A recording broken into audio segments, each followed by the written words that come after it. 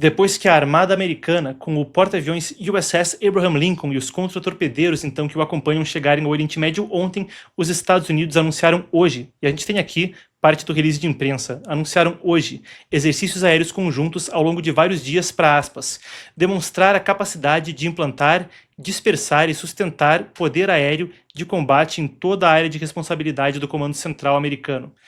Está falando de Oriente Médio. Nesse release de imprensa, a gente tem o seguinte, aspas então novamente. Durante o evento de treinamento, as forças dos Estados Unidos enviarão equipes para vários locais de contingência e validarão procedimentos rápidos de configuração, lançamento e recuperação com pacotes de suporte pequenos e eficientes. O reforço coloca novas opções à disposição dos Estados Unidos. Essencialmente, se está falando de equipes espalhadas pela região e uma armada, uma frota, incluindo um porta-aviões, aspas, sendo uma força maior que a reunida na Venezuela. Maior que a reunida na Venezuela. Essas são as palavras não minhas, mas do presidente americano Donald Trump. Ontem ele concedeu uma entrevista a Axios, veículo de notícias americano, então, concedeu uma exclusiva a ele, e a gente tem aqui parte do que foi dito, algumas das aspas da reportagem. Temos uma grande armada ao lado do Irã, maior que a da Venezuela. O presidente se recusou a discutir as opções apresentadas a ele e sua equipe de segurança nacional, ou qual delas ele preferiria, mas ele também disse que a diplomacia continuava sendo uma opção. Aspas de novo para Trump, eles querem fazer um acordo, eu sei que sim, eles ligaram em várias ocasiões, eles querem conversar.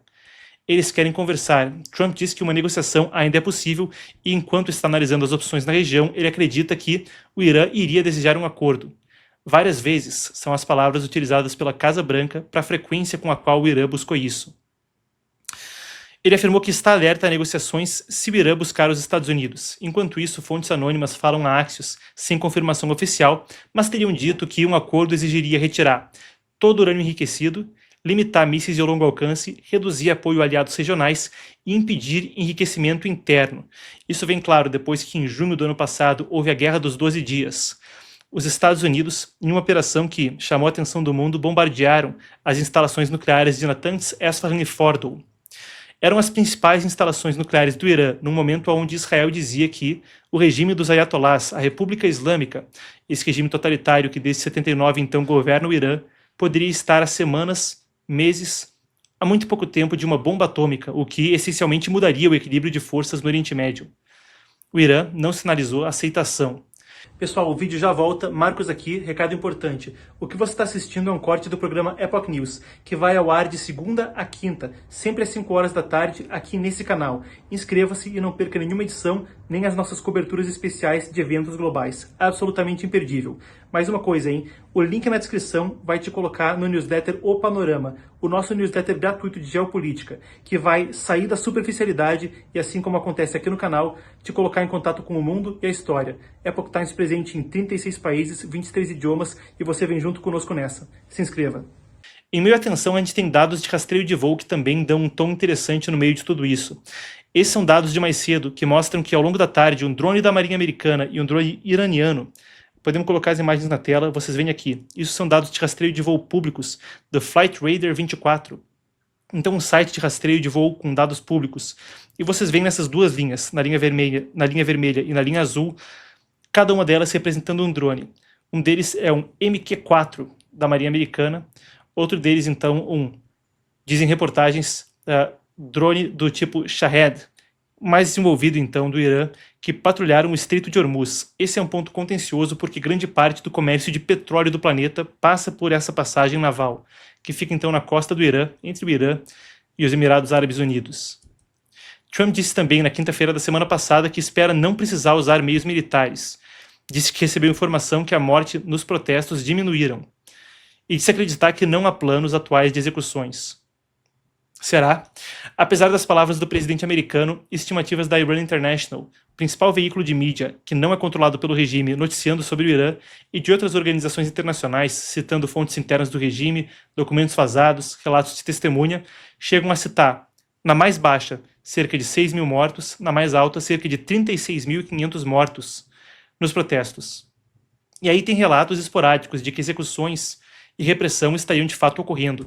Vocês conferiram aqui ontem, então, a gente conversando com o Mazi Ariani, um jornalista persa que trabalha na edição em persa do Epoch Times, em contato com fontes dentro do Irã e que falou que a informação que ele tinha era de que, De fato, ainda existiam protestos em pequena escala, a violência era grande, havia policiamento intenso e o que se diz é que as execuções têm acontecido de forma esporádica. Claro, é muito difícil a gente confirmar porque o fluxo de informação para fora do país segue cortado. São agora 19 dias de bloqueio quase completo da internet.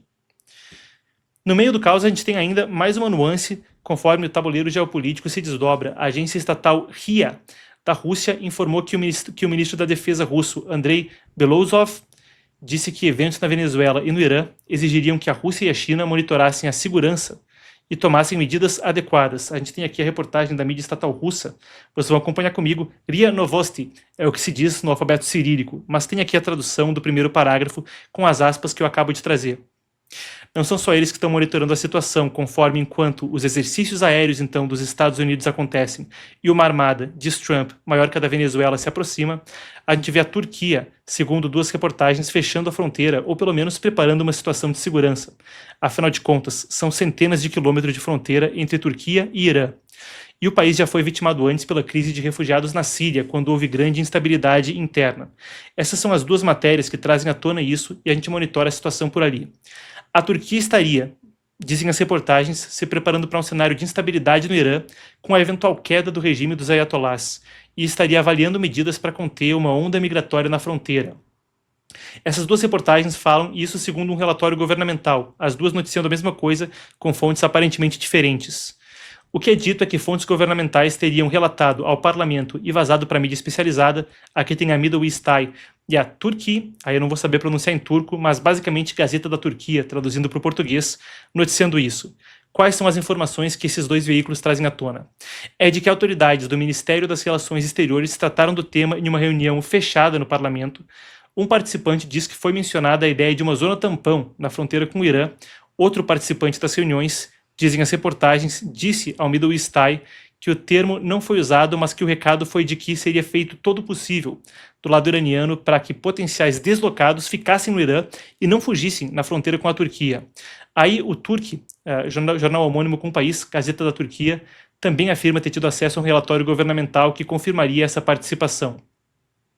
São 560 quilômetros de fronteira, barreiras de vigilância, 213 torres eletroópticas, 43 torres com elevadores, 380 quilômetros de muro e 533 quilômetros de vala, então, que estariam em tese operacionais caso acontecesse alguma questão, além de, claro, o monitoramento de 24 horas com drones. É o que diz a reportagem que seria operacionalizado em eventual queda do regime dos ayatollahs. Para a Turquia, como a gente já falou, caso traumático, eles já tiveram que lidar antes com uma crise